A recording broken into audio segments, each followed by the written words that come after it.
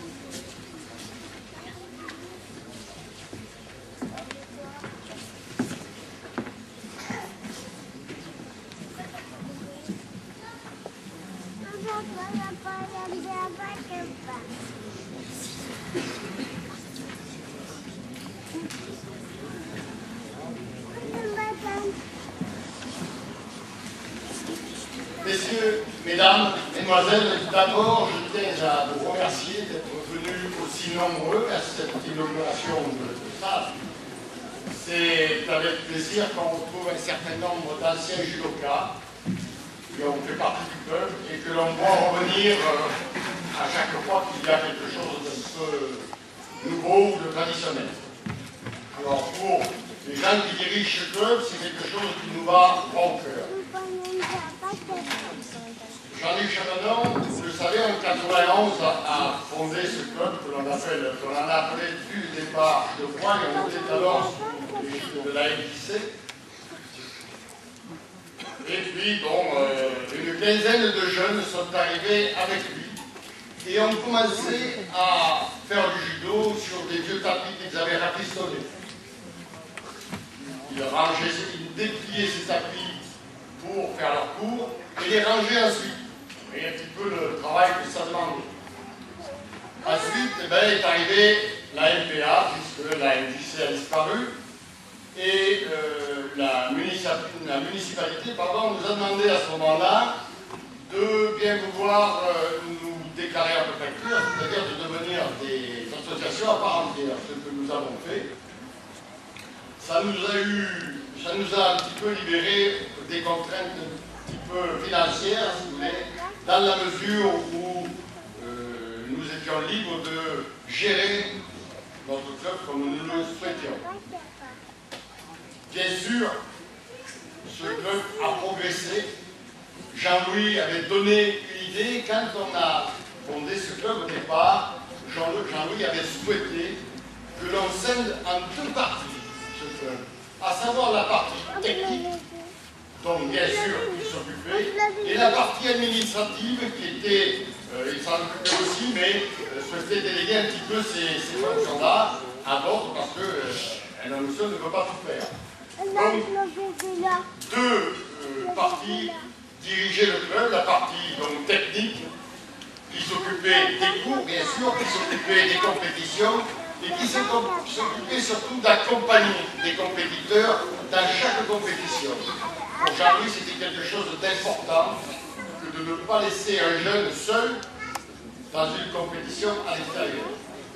Et la partie administrative s'occupait de gérer tout ce qui était demande d'autorisation, que ce soit vis-à-vis de la ville, demande de subvention à la ville, bien sûr, et aux autres organisations, aux autres administrations, telles Jeunesse et Sport, telles la fédération, s'occupait de demander les licences. Tout ça était un bloc. Quand Jean-Louis a eu son accident, nous avons été sur le point de tout arrêter. On s'est posé la question, doit-on continuer ou doit-on arrêter? Et en se réunissant à quelques-uns, on s'est simplement posé cette question, disant que ferait Jean-Louis? La réponse, elle a été toute simple pour nous. Nous avons continué.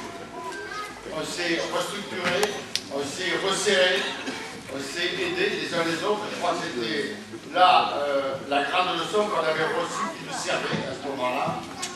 On s'est vraiment tenu par la main, autant les uns que les autres, et chaque fois qu'un baissait un peu les bras, et donc était là pour le bousculer un peu et faire que le club continue.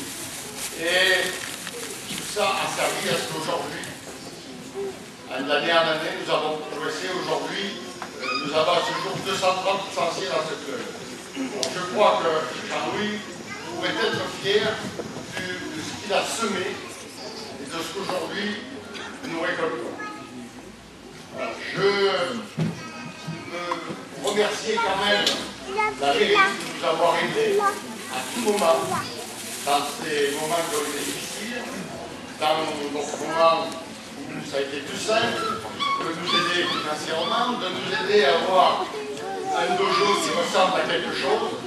Alors, bien sûr, ça s'est partagé un jour, mais enfin aujourd'hui, nous y sommes, et nous sommes tous particulièrement satisfaits de voir que ce dojo est le nôtre. On le partage bien sûr, mais il est le nôtre, il est propre, on a des douches dignes de ce nom, on a un club qui fonctionne, un tapis qui est, bon, on le trouvera toujours trop petit, on souhaitera toujours l'agrandir, mais il y a une bonne base, et on espère bien qu'on progressera encore et encore, que ce soit dans le nombre des sportifs, dans la qualité de ce sport, puisque maintenant, nous arrivons à avoir des résultats, que ce soit au point de vue départemental, nous en avons également au niveau national, voire international par le pays de Julien. Nous nous sommes ouverts à l'handicap, à savoir Julien, un autre jeune homme est là, n'entend pas, il fait également du judo, et je pense que ça passe bien pour lui.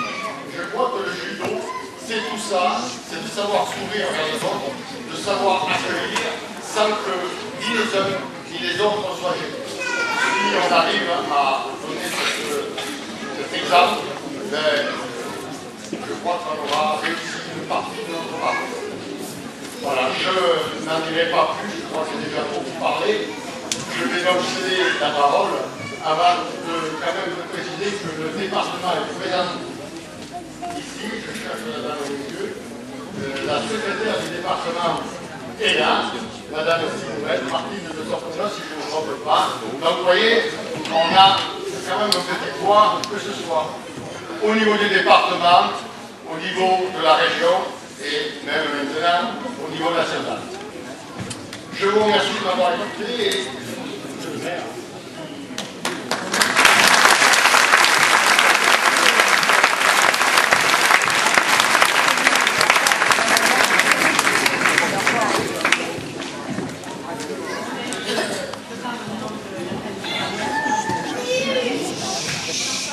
au nom de Papier-Mamie, au nom de mon frère, au nom de mes filles qui ne peuvent pas être là ce soir, simplement pour dire que je suis très fière, très émue, on est donné le nom à la chambre, j'habite à Lannon à Gymnase, et pour dire que je suis très heureuse je remercie particulièrement aussi Jean-Claude d'avoir su continuer l'œuvre de Jean-Louis, la façon de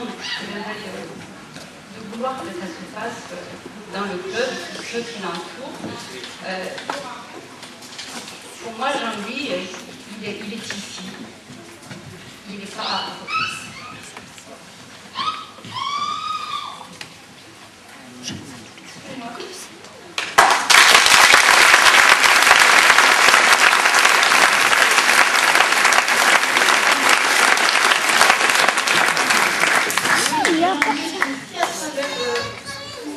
Anciens que j'en ai fait être venu, ça me fait très plaisir. Il est à travers tous ces jeunes qui ont commencé avec lui, qui ont continué et qui, je suis sûre, ont une approche du judo très différente dans d'autres clubs. C'est un club que Jean-Louis a voulu familial et je crois que c'est dans ce sens qu'il a fait le succès parce qu'il est resté familial, il y a un esprit spécial. Et Jean-Louis, il n'est pas voilà.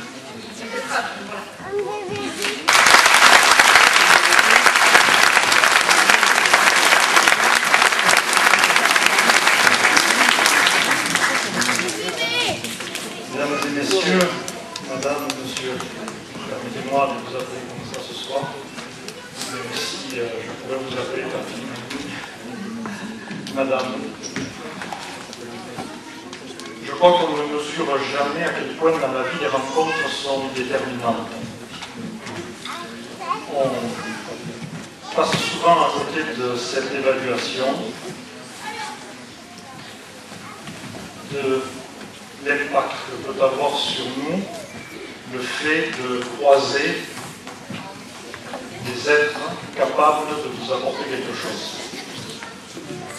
Finalement, on est construit les uns et les autres de ces rencontres-là. Et Paul Valéry résumait cette idée complexe en simple, en disant « Il dépend de celui qui passe que je sois tombe ou bien trésor ». Ce soir, nous inaugurons, après travaux, ce beau jour, cette salle de sport.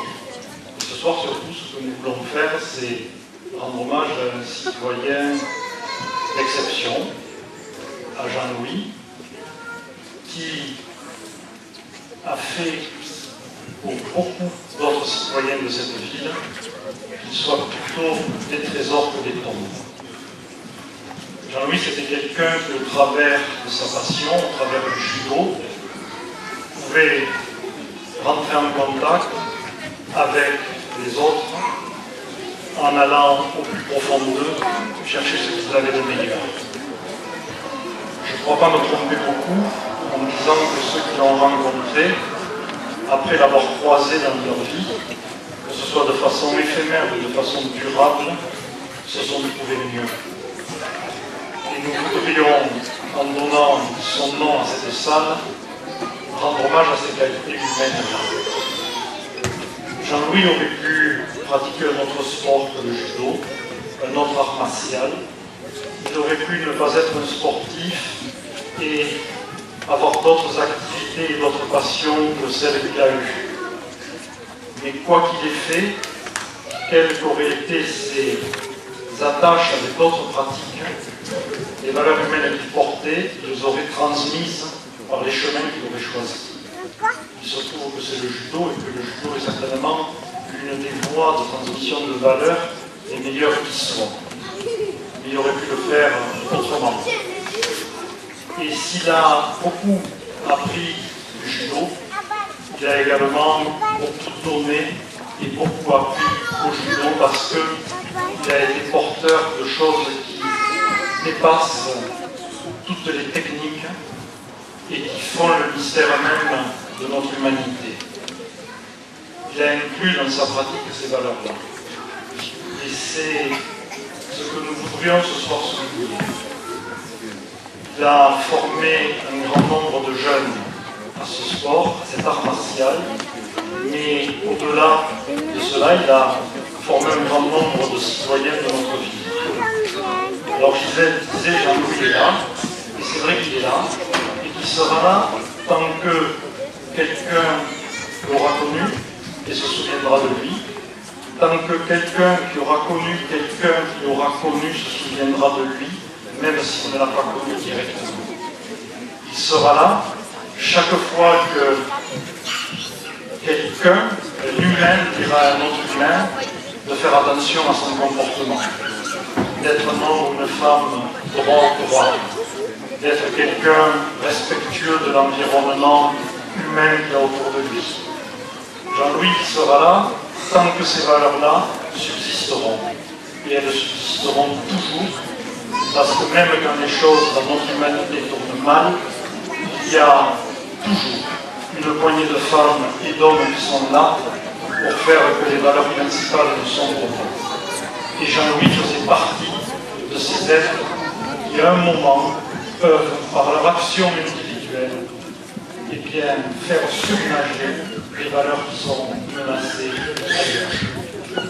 C'est à ce comportement-là que nous voulons rendre hommage ce soir. Je disais qu'il était un citoyen exceptionnel et que je voulais dire par là qu'une ville comme la nôtre avait beaucoup de chance de pouvoir compter dans les rangs de ses habitants un type comme lui. Cette ville, vous le savez, a un nombre d'associations considérable. Et dans chacune de ces associations, les bénévoles nombreux donnent de leur temps, de leurs compétences, de leur énergie pour apprendre aux autres un certain nombre de choses et pour, par ailleurs, animer la vie. Et Jean-Louis les incarne toutes et tous. Ce soir, nous donnons son nom à ce dojo, et ce dojo pourrait s'appeler le dojo des valeurs humaines, le dojo du courage, le dojo de la droiture, le dojo de l'honnêteté intellectuelle et de l'honnêteté physique, le dojo aussi de la transmission. Dans le sport, on apprend pratiquement tout, y compris l'injustice. On apprend que nul n'est infaillible et que nul ne détient la puissance suprême. On apprend aussi que sans les autres, on n'est rien qui que l'on soit. Et ça, Jean-Louis le savait. Et ce soir, c'est ce que nous soulignons en lui rendant hommage. Il y a dans la vie des élus des moments extrêmement heureux qui sont des moments où on réalise des projets importants. Et ce soir, même si nous ne sommes que devant des travaux de réhabilitation d'un bâtiment existant. J'ai le sentiment, avec les élus qui sont présents, notamment Michel Granier, que nous accomplissons un des projets les plus importants de notre mandat. Parce qu'au centre de notre mandat, il y a la valeur humaine. Et en rendant hommage à Jean-Louis, nous remettons sur le devant de la scène ces valeurs. Voilà ce que nous faisons. Alors évidemment, nous sommes tous très émus parce que nous avons tous connu Jean-Louis. Et à titre personnel, bien sûr, je l'avais rencontré d'abord en tant que sportif et puis évidemment en tant que maire. Et je voudrais vous dire ce soir que l'exercice que je fais devant vous est l'un des plus difficiles que je dois faire. C'est-à-dire m'extraire de ma considération intime pour m'adresser à vous en tant que maire. Mais derrière mon costume, derrière ma fonction, il y a l'homme que je suis. Et moi aussi, j'ai bénéficié d'un certain nombre de rencontres avec lui. Il n'a pas agi seul. M. Rousseau l'a souligné, Gisèle aussi. J'ai Jean-Claude en face de moi. Mais s'il n'a pas agi seul, c'est qu'il a su rassembler autour de lui des individus pour faire des choses. Et ça également, c'est une qualité rarissime à laquelle nous rendons hommage. Voilà ce que nous faisons ce soir. Voilà pourquoi nous sommes réunis aujourd'hui. Parce que nous sommes tous des amis de cette ville, que nous y habitions ou que nous n'y habitions pas. Et qu'en tant qu'amis de cette ville, nous devons mettre à l'honneur et considérer pour ce qu'ils sont des gens comme Jean-Louis qui forment ceux qui demain auront des responsabilités à notre place. Merci à toutes et à tous de votre présence et puis un grand bravo et un grand merci à vous.